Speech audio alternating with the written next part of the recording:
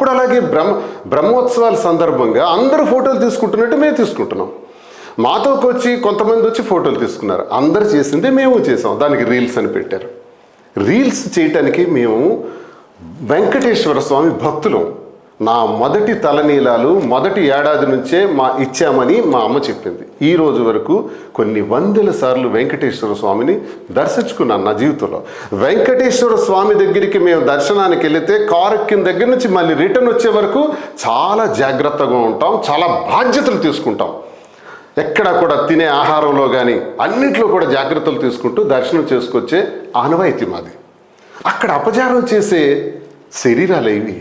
వెంకటేశ్వర స్వామి ముందు ఆయన పేరు పెట్టుకొని బ్రతికేటటువంటి నేను అపచారానికి అంగీకరిస్తానా? వారి భక్తుడిని కదా, మా ఇంటి ఇలవేల్పు కదా వెంకటేశ్వర స్వామి. ఆ సన్నిధిలో జరుగుతుందా? ఆ రోజు ఇంకోటి కూడా, స్వామి నేత్ర దర్శనం, నిజరూప దర్శనం ఆ రోజు ఉంటుంది 5వ తారీఖున. నిజరూప దర్శనం, నేత్ర దర్శనంలో తిరుపతిలో ఎవ్వరు అబద్ధం ఆడరు. తప్పు.